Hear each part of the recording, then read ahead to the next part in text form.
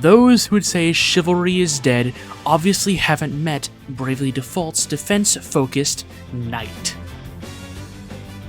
The Knight is super straightforward, focusing on keeping themselves and their allies alive by increasing their defenses to the max and jumping in the way of attacks to protect their team. Speaking of defending your allies, the Knight's specialty is Protect Ally. This specialty allows the Knight to guard any ally with 20% or less HP from single target attacks, taking the damage in their stead. While this ability seems like an amazing survival tool, keeping your squishier allies from biting the dust, there are actually more cases where this ability won't activate, such as against any magical attacks or AoE attacks. These restrictions keep Protect Ally from being anything more than a niche tool that has no real strategy around it other than hoping the enemy decides to do a very specific attack at the right time. While their specialty wasn't anything all that special, I'm sure their combat abilities will be impressive. Starting with Stomp. This attack will deal 25% more damage than a regular attack, with no extra MP or BP cost, making it a decent replacement for your regular attacks in the early game. But there is one single caveat, and that is that once Stomp has been used, the user's physical defense and magical defense will be lowered by 25% for 2 turns. This makes using Stomp more of a risk versus reward scenario, where you need to decide whether taking advantage of the extra damage this attack has is worth the lowered defense stats. I personally found the most use out of Stomp when used against random enemies that I know I can take down in just a few actions, or against bosses with low HP that won't get the chance to capitalize on my weaker stats. Next up is Ironclad, which will boost the user's physical defense to the maximum 50% increase at the beginning of the turn. This buff will last until all allies and enemies have taken their actions. This ability allows the Knight to play more defensive, potentially taking hits for low HP allies or preparing for a massive hit from the enemy. Since Ironclad has no cost to use and is only applicable to the user, it is seen as more of a survival tool than anything else, allowing the Knight to draw out encounters in an attempt to make a comeback or finish off weakened enemies. Continuing the Knight's trend of manipulating their defenses and their attacks, next we have Shield Strike. This ability has the same power as a regular attack, but has the added bonus of increasing the user's physical defense by 25% each time it is used, up to a 50% defense increase. Similar to Ironclad, Shield Strike is mostly used as a survival tool, keeping the Knight alive and healthy, while still providing decent chip damage. Next is Vengeance, which is a powerful AoE physical attack that scales in damage based on how many of your allies are KO'd. While you could certainly make a build around using this attack in a really specific setup, Vengeance definitely fits more when used as a last-ditch move, trying to close out a close boss fight or random encounter gone wrong. Thanks to the rest of the Knight's toolkit being centered around survival, there is a decent chance of being able to use this move to its full potential, but I wouldn't advise making this move a mainstay in your battle plans. Next up is Full Cover. This ability is a more direct version of Protect Ally, giving the Knight the opportunity to pick whoever they want to guard for an entire turn. The amount of HP the target has does not matter for Full Cover, as the Knight will defend them with any HP amount. Not only do you get to pick your cover target, but any guarded damage the Knight took will be halved, allowing you to take more punishment. Though despite all of this, Full Cover still has the biggest weakness of Protect Ally, as you cannot cover magical or AoE attacks, making Full Cover exclusive to physical single target attacks, similar to Protect Ally. Last but not least is Supercharge. This is the Knight's strongest attack, as it scales off of physical defense. The stronger your defenses are as a Knight, the more potent Supercharge becomes, even being able to comfortably hit the damage cap at later levels.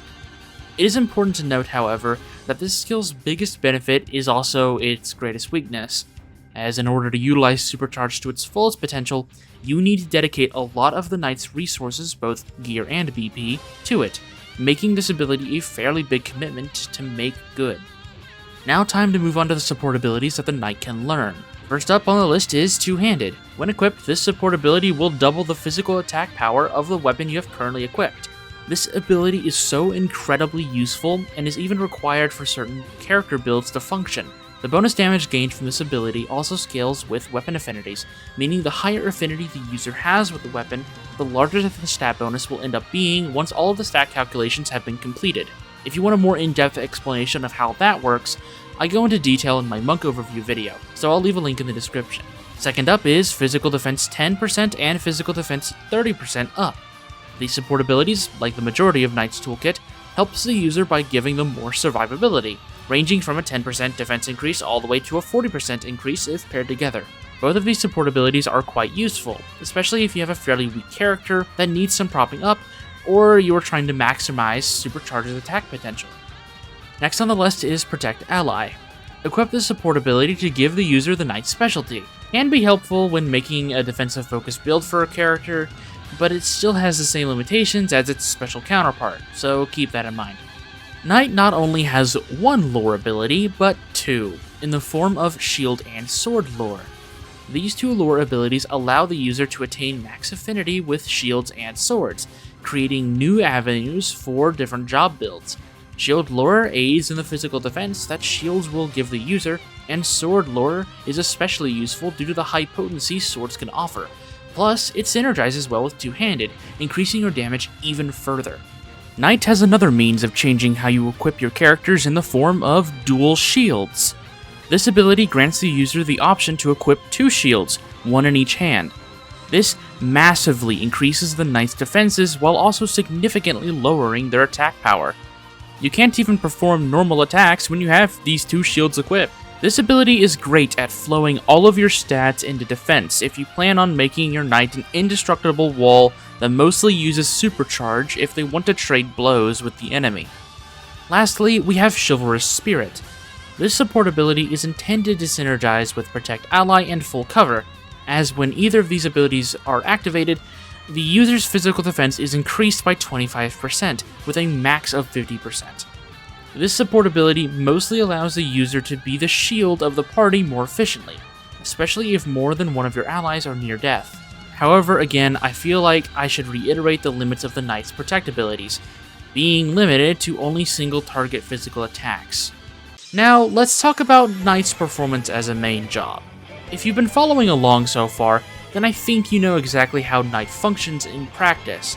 I like to see the Knight not as the tank of the party, aiming to redirect attacks to themselves, but more as the party's anchor, focusing on surviving anything that the enemy can throw at them above all else.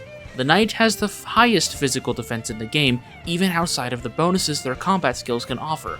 The Knight can also output respectable damage, and they aren't too shabby at playing support, healing allies or buffing them without subtracting from their bulky defense stats. Molding the Knight into this immovable object that, while not the strongest unit on the field, can output decent damage is where this job truly shines. Taking advantage of a Freelancer's Mimic ability and pairing it with Supercharge is also a surefire way of outputting a considerable amount of damage if you want to go that route as well.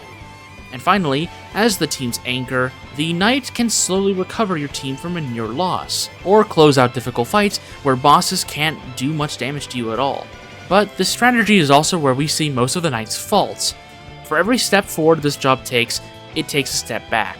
Want to utilize the job's specialty to minimize as much damage as possible, you can only really account for a small percentage of attacks in the game, relying on other jobs to make up for your shortcomings. While that isn't inherently a bad thing in a job-based game like this, what the Knight can do on its own is somewhat disappointing, leaving the job wanting without any outside aid. The Knight's decent damage output also has drawbacks, as its strongest moves either require all your allies to be dead, or for you to dedicate extra BP that could be going towards keeping your team alive through support skills and spells. The Knight's worth as a main job really comes down to whether or not you want to commit a spot on your team to a defensive beast that can't really do much else other than live the longest. And while I'm personally not a fan of that strategy, it might just be the thing you need. That was a bit of a downer, but Knight as a sub-job will be better, right? Not really. Looking at the pros first, the Knight's defense increasing skills are super nice to have on pretty much any job, especially if survival is something you are struggling with. Skills like Ironclad can give a significant physical defense buff to those who need it, and Stomp is a powerful physical attack that aggressive jobs can take advantage of for the early stages of the game. But that's pretty much it for positives, so on to the negatives. Unlike most of the early game jobs, I don't think the Knight performs very well as a sub-job, or at least it is very limited on what it can synergize with. The defense bonuses from their combat skills are nice, but their strongest moves still require either casualties or a high physical defense stat, which is what the knight specifically specializes in. There isn't anything in their toolkit that another main job can use to a better degree, sort of leaving the knight in this weird state where their best performance is as a main job. But even that takes a lot of effort and love to make anything out of other than a wall of HP in defense. I would like to say, please don't let my negativity of this job discourage you from trying it out. I have utilized the knight in a multitude of my playthroughs, and even brought one into the late game when I was having trouble living through some tough fights. Hell, I even used it for a considerable amount of time in my playthrough on this very channel. If survivability is what you're looking for in your team, then by all means, use the knight. Last up, we have the fashion tier list, and I promise you, this is where the negativity ends. Tiz nails the knight look, from the gallant cape, the shining body armor, to the chain coif. It's nice to see that Tiz cares about safety first, of course. The leather under armor is a neat touch as well, keeping him well guarded as you would expect from this job. Solid design, and lands itself in A tier. Second up is Agnes, who is rocking a battle dress setup for the knight. Very elegant armor set that fits her perfectly, plus the mail dress itself is super badass. The white leather under armor does somewhat clash with the dark gray breastplate, which kind of makes it look like Agnes is wearing a plate bikini, but that's honestly my only real nitpick with this design. Low A tier. Ringabel lets down the chain coif to let his glorious pompadour out for the whole world to see.